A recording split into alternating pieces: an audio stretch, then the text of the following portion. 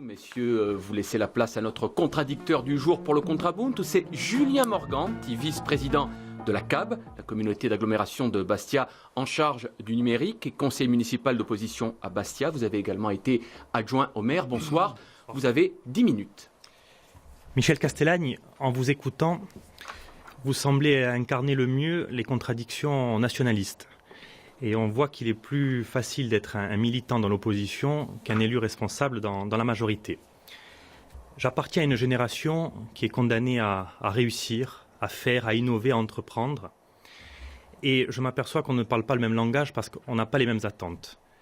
Aujourd'hui, la Corse connaît des difficultés très graves en matière économique, sociale, culturelle, et on a l'obligation de faire. Et ma génération est prête à assumer ses responsabilités.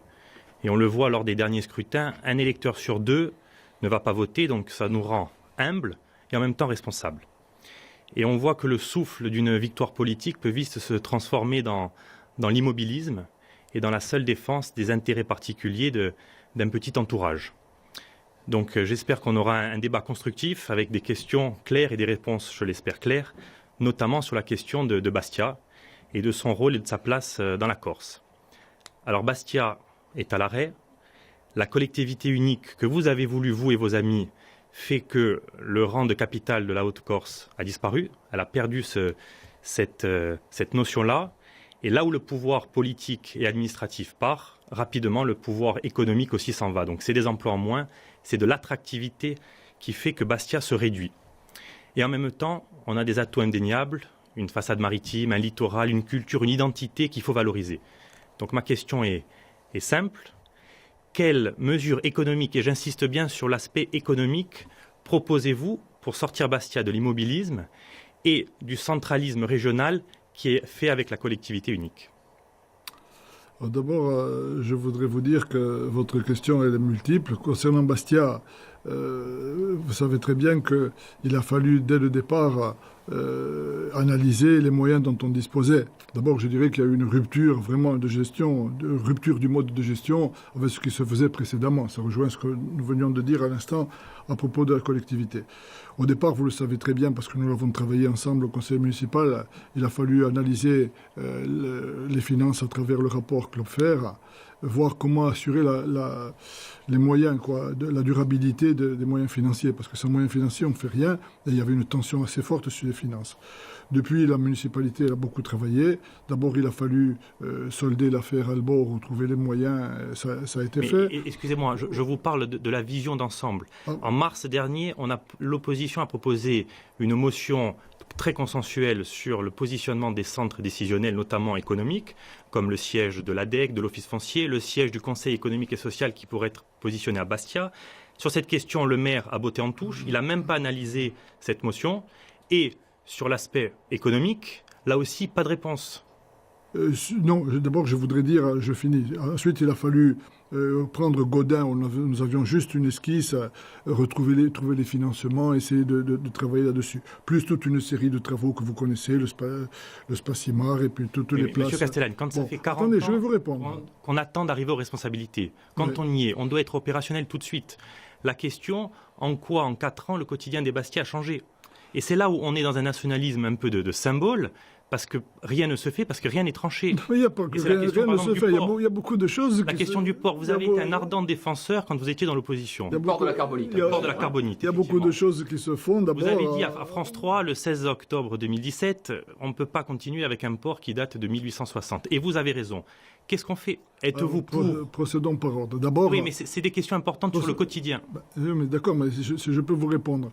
Sur la collectivité unique ne peut réussir, je l'ai dit publiquement, je le redis devant vous, ne peut réussir que s'il y a un équilibre territorial. Il y a 2 grandes agglomérations en Corse, c'est Ajaccio et Bastia. Et donc, il n'est pas question de tout concentrer sur une ville et rien sur l'autre. Là, il va falloir véritablement que l'Assemblée de Corse puisse se réunir à Bastia, quels sont les moyens, qu'il y ait un certain nombre d'éléments qui, d'ailleurs, ont commencé à être mis en place par la collectivité unique sur la ville. Ça, d'accord. Sur la carbonite, vous savez très bien comment ça se présente. Le nouveau port de Bastia, entre guillemets, date de 150 ans, de 1870. Dans une île, dans une ville qui a une vocation portuaire, c'est pas possible. Il faut poser ce problème. Maintenant, le débat unique, malheureusement, est passé depuis 10 ans. Je constate que depuis 50 ans, on aurait dû faire un port à Bastia. Quand on a vu, il est hallucinant, que quand les flux maritimes ont augmenté de façon extraordinaire dans les années 60 et début 70, quand il y avait des moyens, qu'on était dans les 30 glorieuses, rien n'a été fait. Rien n'a été fait parce qu'ils nous reprochent aujourd'hui de ne pas faire le port. Moi, là, on parle d'avenir. Par exemple, la semaine dernière, ça a été révélateur. Il y a le rapport de la CCI régionale qui a fait une analyse très intéressante sur l'impact de l'insularité, avec des mesures très concrètes. Dans une de ces préconisations, il y a la question des infrastructures. Et vous, symboliquement, au même moment, vous proposez un énième colloque sur l'autonomie en Corse. Et on voit bien le décalage entre les discours et les actes. Et moi, c'est sur cette question-là qu'on vous attend. Et autre mesure qui m'a surpris là encore plus à titre personnel, c'est votre démission en catimini mi-mai de la communauté d'agglomération. Vous auriez pu être un député en lien avec votre territoire et quelque part, par cet acte, vous abandonnez Bastia. Vous devenez un peu un député hors sol et c'est regrettable parce qu'on aurait pu faire un travail ensemble, au-delà des clivages politiques. Et quelque part, vous jouez à contre-emploi et vous ne jouez pas dans l'intérêt des Bastiais par cet acte-là. Non, vous savez très bien que je passe ma vie ici en association avec tous les maires de la circonscription, y compris de Bastia. Et oui, que je vois rester dans vos mandats. Que je vois toute l'association. Mais je suis conseiller municipal de Bastia et justement, il faut mettre ces actes en conformité avec ses dires. C'était pas logique que je cumule des mandats. Alors qu'on avait besoin de ce travail de lobbying sur des dossiers concrets. Alors que je suis déjà extraordinairement occupé à Paris puisque j'essaie de faire vraiment le boulot de façon sérieuse avec mes collègues. Et donc, au contraire, il y a une logique. Nous sommes le prolongement des intérêts de la Corse et même de Bastia à Paris. Et croyez-moi qu'on n'a jamais autant parlé de Bastia auprès des ministres que maintenant. Je peux vous le dire. Mais dans le quotidien, les Bastiens ne se rendent pas compte. Non, mais ça, c'est parce qu'il vaut mieux des fois être discret et travailler. Bon, et ça, je peux vous dire que moi, j'oublie jamais ni la Corse, ni ma ville. 3 minutes de débat. Ni ma ville.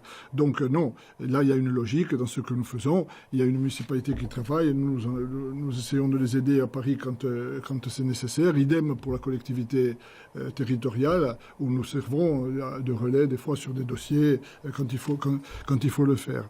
Voilà. Il y a une logique d'action. Mais ces contradictions-là, on les voit bien. Il y a vos propos. On sent bien peut-être qu'il y a une volonté, mais vous êtes impuissant. Parce que dans les faits, moi, je ne vois rien. Et actuellement, on essaye de construire une alternative, et ça va être le sens aussi de cette nouvelle génération qui souhaite s'impliquer dans la société civile, dans le tissu économique, associatif. Parce qu'on ne peut pas rester sur un nationalisme de symbole. Il y a une telle misère économique, sociale, ce décrochage de Bastia avec la collectivité unique. Et vous êtes un professeur d'économie, vous savez le sens des mots, notamment en matière d'action économique. Donc il est venu peut-être le temps de préparer cette alternative parce qu'on voit bien, on a essayé et ça ne marche pas. 2 minutes de débat, messieurs. Alors je vais vous dire, d'abord sur la carbonite et sur le port de Bastia, on va avancer en fonction des moyens financiers, en fonction de l'environnement, vous le savez très bien, mais il y a la volonté d'avancer. Je peux vous dire que je m'en suis entretenu avec le président de l'exécutif, même tout à fait dernièrement. Je vous confirme que les choses avanceront. Il faut un port à Bastia. Ça, c'est une chose. Excusez-moi, heureusement qu'il faut un port à Bastia. Maintenant, je vais vous répondre. C'est une manière de pas répondre. Maintenant, je vais vous répondre sur le fond, si vous permettez, quand vous me dites qu'il faut une alternative. Moi, je lis dans les journaux, comme tout le monde, des gens de gauche qui disent ça y est, il faut qu'on prenne, on a perdu les élections, maintenant il faut qu'on gagne. L'autre jour, j'ai vu les gens de droite en photo dans le journal en disant il faut qu'on gagne. Quand on perd un match en football, qu'on dit il faut qu'on se refasse au classement, ça a un sens. En politique, ça n'a aucun sens. Ce qu'il faut dire, non. De revanche. Hein. On est là pour parler de l'avenir d'une ville. Quand on propose aux gens une alternative, aux électeurs, c'est très important. Il faut dire où est la rupture. Où est la rupture? Que propose-t-on? Où est le souffle? Que propose-t-on par rapport aux gens qui sont en place, que l'on entend remplacer? Et surtout, que propose-t-on par rapport à son propre passé? Où est le souffle? Moi, je constate Moi, c'est vers l'avenir. Moi, je constate vous êtes toujours que... dans la comparaison. Vous avez mis 40 ans à y arriver et vous auriez allez, dû être très 45 actif. secondes d'émission. C'est là où il y a le décalage. Et pendant 40 ans, les gens qui ont été au pouvoir, qui avaient tous les maires, qui avaient tous les députés, les sénateurs, le conseil général, quelle est la vision que vous avez donnée en 3 ans de Bastia? Ils nous ont laissé une Corse qui a tout perdu, qui a perdu sa terre, qui a perdu sa langue, allez, 30 secondes, qui a perdu sa substance humaine, et on les a pas vus. C'est pour ça que ça ne donne pas une vision pour Bastia, monsieur Castellani. Quelle est la vision qu'on donne? Bastia, il faut que ce soit une ville qui soit rayonnante, qui soit équipée. On va essayer de la redonner un peu de fierté et de crédibilité parce que c'est l'image même de la ville qui a été affaiblie. Merci Julien Morganti, vice-président de la CAB, d'avoir participé à cette seconde partie de Contraste.